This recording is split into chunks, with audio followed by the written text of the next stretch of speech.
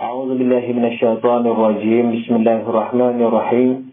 أستغفر الله ربي وأتوب إليه والحمد لله رب العالمين. ثم الصلاة والسلام على أشرف الأنبياء والمرسلين حبيبنا وحبيب رب العالمين بالقاسم محمد وعلى آله الطيبين الطاهرين المعصومين المنتجبين. أما بعد. Assalamualaikum warahmatullahi wabarakatuh. Alhamdulillah, pada kesempatan kali ini kita akan meneruskan kajian akhlak kita, di mana selama ini kita telah membahas mukadimah daripada akhlak, dan kita telah membahas kekuatan atau daya daripada roh kita. Dan alhamdulillah kita telah membahas daya syahwat, kemudian daya wahmi, dan insyaallah kita hari ini akan meneruskan pembahasan mengenai daya emosi. Dan pada pertemuan yang telah lalu kita telah membahas sedikit mengenai daya emosi ini. Nah, sebagaimana maklum bahwa daya emosi ini merupakan suatu daya, suatu sifat yang diberikan Allah Subhanahu wa taala kepada kita manusia. Dan hal ini bukan merupakan keburukan. Mungkin sebagian orang mengatakan bahwa emosi itu jelek. Tidak demikian halnya. Sebab semua yang datang dari Allah merupakan pemberian dan inayah daripada Allah Subhanahu wa taala.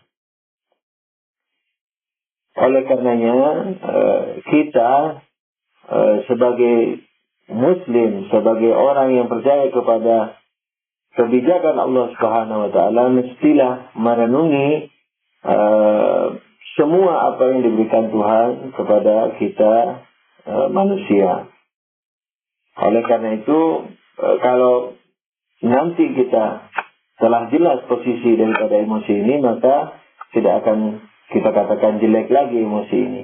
Sebenarnya yang jelek itu adalah penempatannya, sebagaimana nanti akan diketahui insyaallah ta'ala. Daya emosi, emosi ini memiliki dua manifestasi. Bercabang menjadi dua. Satu kepada defensif, yang lain kepada ofensif. Nah, jadi emosional ini, daya emosi ini merupakan daya yang diberikan Allah kepada manusia untuk kebaikan manusia. Salah satu daripada hikmah daripada emosi ini adalah kekuatan defensif. Seandainya kita tidak memiliki emosional, maka sudah tentu manusia tidak akan bisa bertahan lama. Misalnya ketika dia diserang oleh berbagai penyakit, berbagai misalnya petaka alam, atau diserang oleh lawan. Ketika dia tidak punya daya emosi, maka dia akan diam saja. Kalau kita teruskan kepada masalah sosial, kalau kita tidak memiliki emosi ini, maka kita tidak bisa membedakan mana kawan dan mana lawan. Karena baik kita disakiti atau kita diberi katakanlah suatu manfaat, diberi hadiah misalnya, kita tidak bisa membedakan. Kalau tidak ada emosional ini, hadiah dan aniaya tidak bisa dibedakan oleh manusia. Oleh karenanya, ketika dianiaya, dia tidak akan merasakan apa-apa. Tidak akan mengadakan pembelaan. Oleh karena itu, manusia akan cepat sirna di muka bumi ini. Dia sebagai makhluk yang diciptakan oleh Allah Subhanahu wa taala, ketika dia tidak memiliki kekuatan defensif, maka dia akan cepat sirna dari permukaan bumi ini. Kalau kita bicara masalah sosial seperti tadi, maka dia tidak akan bisa membedakan mana nilai baik dan nilai buruk di mata masyarakat atau di tengah-tengah masyarakat. Oleh karena itu, mungkin saja dirinya bisa bertahan, tapi usahanya bisa bangkrut. Karena apa? Dianiaya dengan tidak dianiaya bagi dia sama saja. Tidak ada perasaan emosi, sehingga kalau misalnya ditipu oleh orang, dia tidak merasa sakit hati. Nah, kalau demikian halnya, maka kehidupan manusia tidak akan menjadi tentram dan sejahtera. Oleh karena itu, kita tidak bisa mengatakan bahwa emosi ini merupakan sesuatu yang jelek. Tidak jelek. Tapi penggunaannya bisa jelek. Dan ini, apa saja yang ada pada diri kita, apakah itu berupa rezeki, apakah berupa sifat, sekalipun tampak lahiriahnya adalah baik, tapi kalau salah penempatan, maka akan menjadi jelek. Misalnya senyum. Senyum katakanlah baik. Tidak sama dengan emosi. Yang lebih cenderung untuk dimaknai sebagai makna yang jelek. Katakanlah senyum. Nah, senyum ini kalau diletakkan kepada yang tidak tepat, maka akan menjadi haram. Misalnya senyuman perempuan yang bukan muhrim kepada lelaki yang bukan muhrim. Tidak ada alasan, bukan teman, bukan apa, di tengah jalan senyum. Umpamanya. Atau misalnya senyum kepada musuh yang dalam kaitannya dengan emosi ini. Jadi senyum kepada musuh, lawan. Nah, ini merupakan suatu keridhaan kepada lawan. Padahal dalam hadis Nabi dikatakan, kalau ada orang membunuh orang lain di ujung timur dunia, lalu di ujung barat dunia orang mendengarnya dan dia rela terhadap perbuatannya itu, maka dia apa? Yani yang di ujung barat tadi, yang dengar dan ridho terhadap yang dilakukan di ujung timur, yakni pembunuhan, katakanlah juga kalau boleh dikatakan aniaya, maka orang yang di ujung barat dunia itu yang meridhoi terhadap perbuatan yang di ujung timur, dan dia juga akan mendapatkan dosanya. Jadi kalau senyuman ini diberikan kepada musuh Tuhan, maka kita ridho terhadap perbuatan musuh Tuhan tersebut. Maka tidak mustahil kita akan mendapatkan dosa yang dilakukan oleh orang yang kita senyumi itu. Maka itu dalam Islam bukan hanya tawalli, tapi tawalli dan tabarri. Yakni Islam tidak hanya mengajarkan cinta kasih, tapi mengajarkan cinta kasih dan kebencian. Asalkan tepat pada tempatnya. Cinta kasih kepada orang soleh, kepada orang taat, kepada orang tertindas. Kebencian kepada orang jahat, orang kafir yang merusak, orang kafir, atau kepada penindas. Jadi tidak boleh seseorang hanya senyum saja. Ini dalam syariat. Nah, ini jelas filosofis daripada keberadaan emosi. Ini kemana arahnya menjadi jelas. Nah, oleh karena itu, karena dalam misalnya secara filosofis atau secara syariat, senyum ini tidak bisa diberikan kepada semua orang. Nah, senyum tidak bisa diberikan kepada semua orang. Senyum tidak keridhaan. Senyum sebagai lambang keridhaan tidak bisa diberikan kepada musuh Tuhan, kepada misalnya penjahat, kepada penindas. Tidak bisa kita berikan karena kita akan ikut dosanya. Nah, maka apa kebalikan daripada senyum? Kebencian, ketidakridhaan. Nah, dan ketidakridhaan ini tidak mungkin bisa dilakukan oleh manusia tanpa adanya quwwah ghadabiyah. Yani apa? Tanpa adanya daya emosi. Nah, daya emosi ini barakahnya seperti tadi itu mengenal lawan, kemudian tidak menyukai perbuatan lawan, tidak menyukai perbuatan musuh Tuhan dan seterusnya. Dan ini sangat besar manfaatnya. Kenapa? Karena ketika kita tidak menyukai perbuatan musuh Tuhan, orang kafir, penindas, kita benci dalam diri, maka kita tidak akan melakukan pekerjaan tersebut. Dan ini keuntungan besar dalam menata akhlak manusia. Tapi seandainya kita tidak punya rasa emosi, lalu kepada musuh Tuhan, kepada musuh sosial, kepada musuh masyarakat, kepada musuh syariat kita juga senyum, maka kita akan melakukan, karena tidak antipati terhadap perbuatan tersebut, maka kita akan melakukan juga perbuatan itu, lalu kita akan menjadi orang yang katakanlah aniaya terhadap diri, aniaya terhadap keluarga, lingkungan, masyarakat, dan seterusnya. Nah, dengan demikian, maka barakah daripada ghadabiyah ini, kuah ghadabiyah ini, yakni kekuatan atau daya emosi ini, yaitu mengenal kejelekan, lalu membenci kejelekan, dan menolak kejelekan itu dalam diri kita.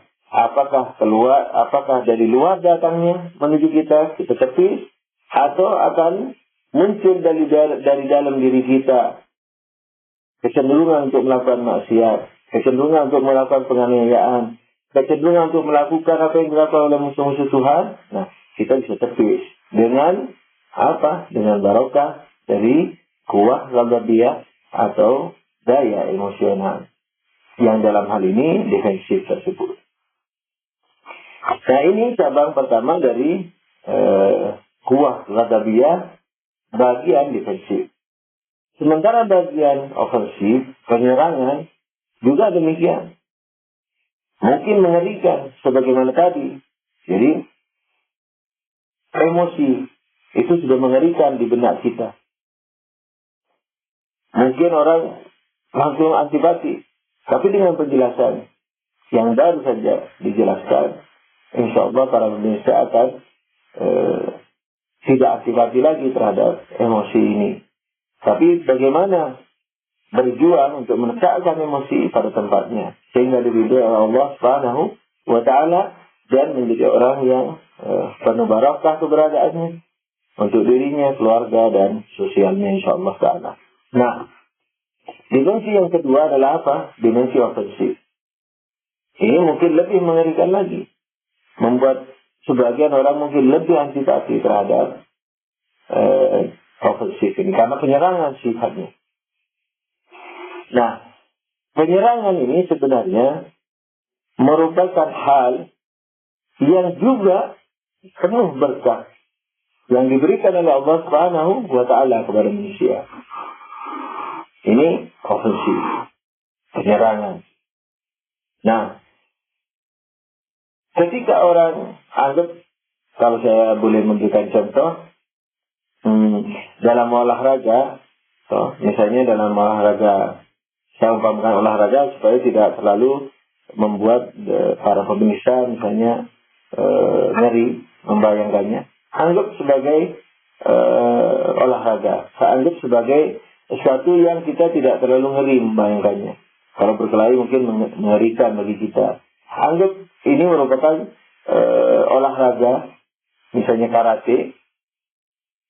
Ketika seseorang atau dua orang melakukan tanding, nah ketika dia hanya bisa defensif, maka dia tidak akan bisa jadi juara. Maka itu dia harus apa? Mengadakan ofensif supaya dia bisa mencari poin. Nah, jadi jangan hanya menangkis, tapi juga menyerang supaya dia dapat poin.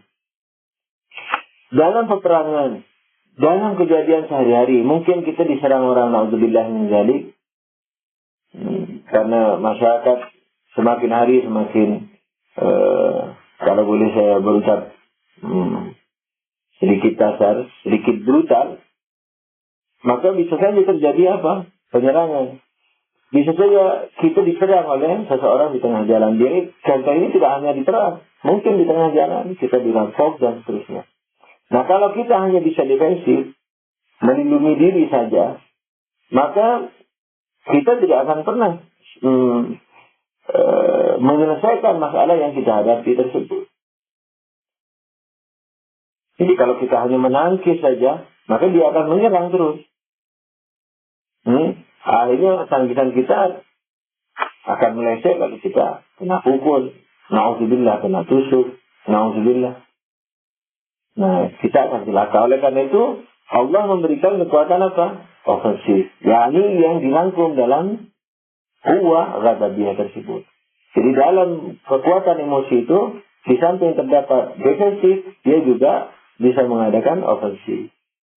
Tentu ofensif ini tidak kepada orang yang diam, kepada orang yang menyerang. Dan insya Allah nanti akan dijelaskan lagi perinciannya bagaimana kita bisa melakukan penyerangan dalam Islam. Apakah boleh atau tidak. Nah, oleh karena itu, ofensif ini sangat perlu. Kenapa? Karena kalau kita hanya defensif saja sifatnya, kita tidak bisa menyelesaikan masalah, kita tidak bisa lepas dari masalah yang kita hadapi. Nah, oleh karena itu, secara filosofis harus ada ofensif. Sehingga kita mengalahkan lawan yang menyerang ini. Apakah berbentuk peperangan atau penyerangan di tengah jalan. Nah, oleh karena itu, masalah syariahnya ini masalah filosofinya. Bahwa emosi ini di samping memiliki kekuatan defensif, dia juga memiliki kekuatan ofensif. Defensif saja tidak menyelesaikan masalah, ofensif saja membuat masalah, bukan menyelesaikan masalah, malah membuat masalah. Tapi defensif yang diiringi dengan ofensif, nah ini menyelesaikan masalah. Pertama menghindar, kemudian menyelesaikan masalah, yakni mengalahkan lawan. Nah, oleh karena itu, karena daya ini diberikan oleh Allah Subhanahu wa taala kepada kita, sebagaimana mulut, sebagaimana tangan, sebagaimana rasa cinta dan seterusnya. Nah, maka itu apa? Allah menurunkan syariatnya di samping akal kita. Jadi akal ini merupakan syariat minimal. Kalau dalam tulisan-tulisan sering saya katakan agama bumi. Ini agama bumi ini akan menjadi hujjah bagi Allah Subhanahu wa taala untuk menghisab manusia di akhirat kelak. Terutama orang-orang yang belum didatangi oleh agama langit. Misalnya di gunung tinggalnya dan seterusnya. Zaman dahulu misalnya. Kalau sekarang mungkin sangat sedikit yang tidak terjangkau oleh pendidikan misalnya agama. Tapi zaman dahulu banyak sekali. Nah itu dengan apa Allah akan menghisab mereka? Apakah tidak ada surga dan tidak ada nerakanya? Tidak mungkin. Pasti ada surga dan nerakanya. Dan ini dalam syariat dapat dilihat. Dengan apa menghisabnya? Dengan akal yang ada. Nah, itu yang saya katakan agama bumi. Nah, agama bumi saja, yakni akal ini, tidak mengizinkan kita ofensif saja. Jadi defensif dan ofensif. Nah, penyerangan ini bukan hanya pembelaan. Jadi akal tidak mengizinkan kita melakukan penyerangan saja. Tapi penyerangan manakala diserang. Jadi setelah pembelaan, lalu penyerangan. Penyerangan pun harus sesuai dengan apa yang dihadapi. Jangan sampai orang misalnya menyerang dengan kata-kata, lalu kita tangkis dan kita serang dengan tangan. Nah ini akal saja tidak mengizinkan hal itu. Apalagi agama. Jadi penyerangan yang filosofinya adalah mengatasi masalah, mau menyelesaikan masalah, penyerangan ini pun yang dibarengi dengan pembelaan, ini pun harus sesuai dengan keadilan. Apakah keadilan? Adil ini meletakkan sesuatu pada tempatnya dalam hal ini. Nah, adil tersebut apakah secara ukuran agama bumi, yakni akal, yakni setimpal, harus setimpal, atau agama langit. Oleh karena itu sangat besar kesalahan orang yang mengatakan bahwa Islam misalnya menyebar dengan pedang. Karena penyerangan dilakukan kemana-mana, kemudian Islam berkembang karena adanya penyerangan-penyerangan tersebut. Itu tidak benar. Kenapa? Karena dalam Islam, dalam agama langit, yaitu Islam, atau agama bumi, yakni akal, tidak dibolehkan seseorang mengadakan penyerangan. Nah, penyerangan itu boleh manakala dia berfilosofi apa? Menyelesaikan masalah. Sudah tentu defensif. Jadi defensif yang diiringi oleh ofensif. Penyerangan yang menyusul setelah pembelaan. Jadi penyerangan saja tidak boleh. Islam melarang, akal juga melarang. Mungkin para pemirsa bertanya, mengapa misalnya Nabi menyerang kepada beberapa tempat, misalnya tempat-tempat Yahudi atau Nasrani barangkali. Nah, penyerangan itu karena bersifat defensif, bukan ofensif. Misalnya Yahudi Madinah setelah bekerja sama dengan Nabi akan ada bahwasanya mereka akan saling bela dengan kaum muslimin. Nah, ketika mereka mengkhianati perjanjiannya lalu bersekongkol dengan misalnya kafir Quraisy, Mekah misalnya, maka mereka hukumnya mengkhianat. Baru di sini bisa diadakan penyerangan karena sudah diserang dulu. Islam sudah diserang dulu, baru kita mengadakan penyerangan untuk menyelesaikan masalah, bukan membuat masalah. Begitu juga kepada negeri-negeri lain, seperti misalnya Parsi atau Iran waktu itu. Rasulullah menulis surat, masuklah kamu ke dalam Islam. Insya Allah kamu akan selamat. Kalau kamu tidak masuk ke dalam agama Islam, setidaknya izinkan kami bertabligh kepada masyarakat. Dan kalau tidak bisa bertabligh ke masyarakat, kamu melarang juga, maka siapkan tentaramu untuk menangkan penyerangan yang akan kami lakukan. Nah, jadi penyerangan tersebut sifatnya apa? Menyelesaikan masalah, bukan membuat masalah. Oleh karena itu bernafaskan defensif. Nah, memang Rasulullah tidak diperangi, tapi Rasulullah dicegah, tidak boleh dibunuh misalnya, atau dan seterusnya, diperangi, katakanlah pendek katanya, diperangi manakala mau tabligh, mau menyebarkan agama ke rakyat Iran waktu itu. Walaupun tidak sempat Rasulullah mengadakan penyerangan penyelesaian masalah ini, mengangkat masalah. Ya, apa masalahnya? Karena mau mengangkat batu atau penghalang terhadap penyebaran agama Islam.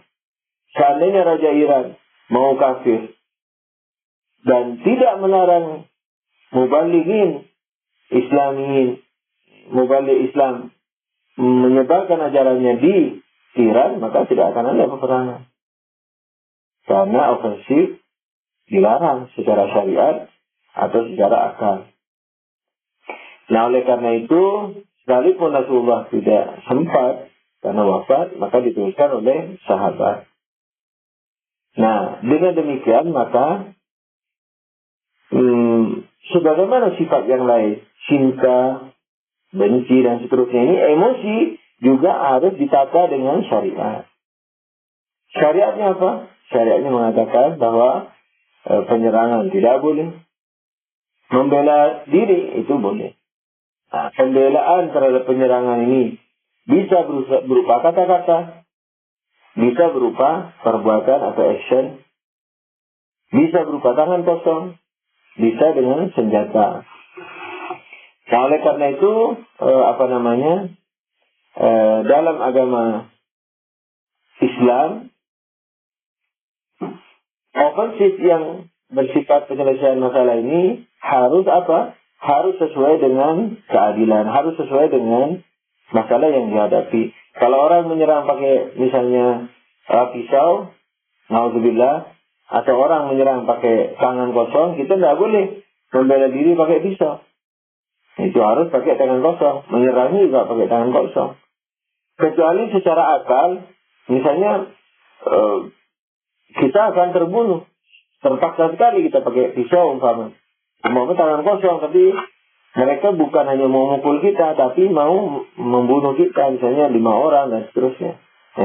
Yang mengeroyok besar, kemudian kita kecil, mungkin masih di sana.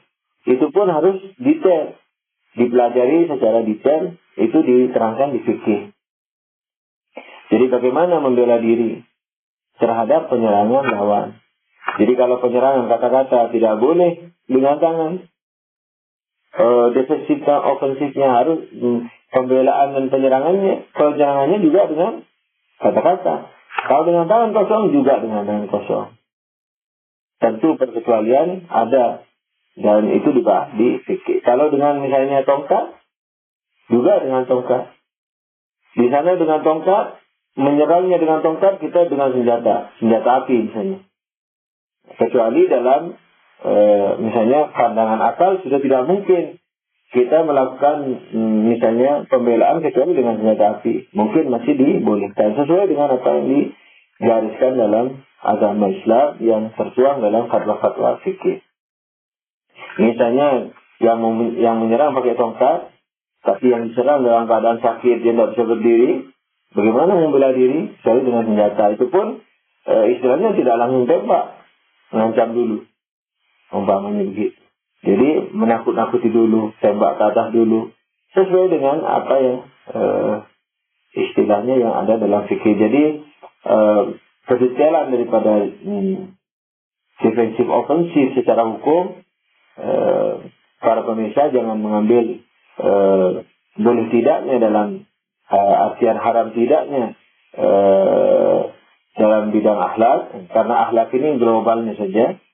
Jadi keadilannya, contoh-contohnya itu dan perincian hukumnya ada dalam fikih. Di sana dijelaskan bagaimana membela diri terhadap serangan lawan.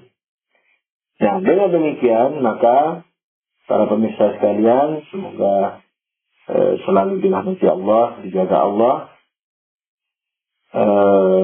Sekarang kita sudah dapat merasakan bahwa emosi ini sekalipun kelihatannya mungkin mengerikan, bukan merupakan hal yang jelek atau yang jahat atau dosa. Begitu juga misalnya cinta bukan merupakan hal yang baik, tidak bisa jadi dosa. Cinta bisa jadi dosa, senyum bisa jadi dosa, marah juga demikian. Nah, mungkin ada yang bertanya, emosi yang mana yang dalam kategori sosial selain masalah ofensif dan defensif, selain masalah defensif dan ofensif, selain masalah pembelaan dan penyerangan, di mana sebagaimana diketahui oleh masyarakat emosional itu misalnya jelek dan seterusnya. Nah, jawabannya apa? Kalau ada orang bertanya begitu, tidak jelek sekalipun dalam sosial. Misalnya katakanlah tidak ada hubungan dengan defensif dan ofensif, tidak ada hubungannya dengan pembelaan dan penyerangan. Nah, misalnya emosi dalam diri. Emosi dalam diri itu fitrah, natural, tidak bisa dihilangkan. Jadi kalau Anda merasa emosi ketika diejek orang misalnya, nah itu jangan sedih kalau tidak bisa dihilangkan, karena memang tidak hilang. Emosi itu tetap ada. Karena filosofinya kan tadi sudah diterangkan. Pembelaan dan penyerangan. Nah, lalu emosi yang mana yang dimurka Allah, yang diharamkan oleh Allah? Nah, emosi yang dibarengi dengan misalnya mengumpat. Nah itu. Jadi kalau misalnya ada riwayat marah itu misalnya tercela, marah itu adalah dosa, yang disebut marah bukan perasaan hati. Yang disebut marah di sini adalah marah yang dibarengi dengan istilahnya mengumpat dan seterusnya. InsyaAllah nanti akan kita lanjutkan lagi di pertemuan berikutnya. Sampai di sini dahulu pertemuan kita kali ini. Semoga saja Allah selalu melindungi kita, mengampuni kita, dan selalu mengangkat kita dari kekurangan, apakah dalam bentuk dosa atau katakanlah kebaikan yang paling bawah. Mudah-mudahan Allah selalu mengangkat kita ke derajat yang lebih tinggi. Amin ya rabbal alamin. Allahumma shalli ala Muhammadin wa alihi tahirin wa billahi taufiq wal hidayah. Wassalamualaikum warahmatullahi wabarakatuh.